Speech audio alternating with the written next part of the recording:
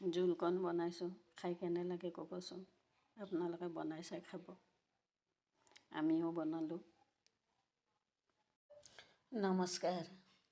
আজি সাজৰ কাৰণে লৈছোঁ কাঠআলু লৈছোঁ, ঔটেঙা, মাছ লৈছোঁ। কাঠআলু, ঔটেঙা, মাছেৰে আজি সাজ বনাম। আৰু ইপিনে মিছল চব্জি বনাবলৈ লৈছোঁ, মটৰ লৈছোঁ, ওলকবি আৰু বন্ধাকবি, আলু, পিঁয়াজ, কেপচিকাম, এইখিনি মিছল চব্জি বনাম। আৰু ইপিনে এতিয়া মাছখিনি মই ধুই ল'ম। কাঠআলু বছৰৰ বস্তু, খাবই লাগিব।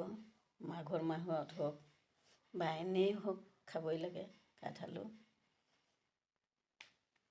মাছখিনি নিমখেৰে ধুই ল'ম, আগতে নিমখেৰে সানি ল'ম, তাৰপিছত ধুই ল'ম।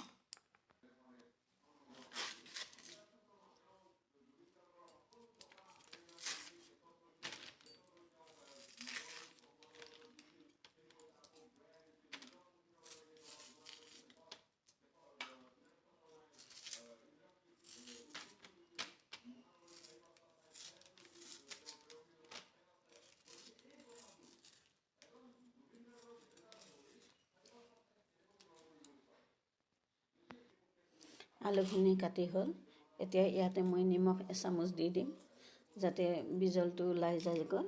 তাৰপিছত ইয়াতে মই পানী দি দিম, দি মই 10 মিনিটমান ৰখাই থৈ দিম। ইয়াৰে আলুৰ যি বিজলটো আছে সেই বিজলটো ওলাই যাব। ঔটেঙাটো কাটি ল'ম এতিয়া।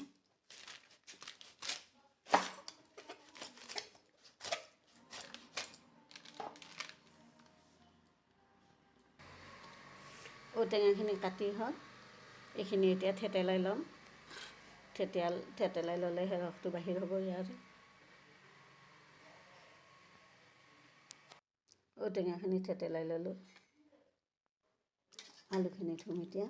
নিমখ দি পানী দি তিয়াই থৈ দিছিলোঁ কাৰণে দেখিলে বিজল কেনেকৈ ওলাইছে।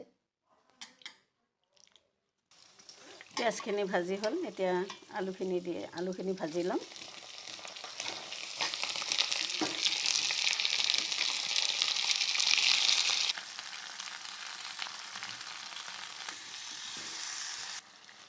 আলুখিনি ভাজি হ'ল, সিজিলে আলুখিনি।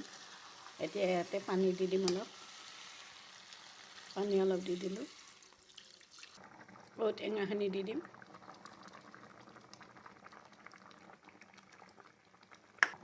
মাছখিনি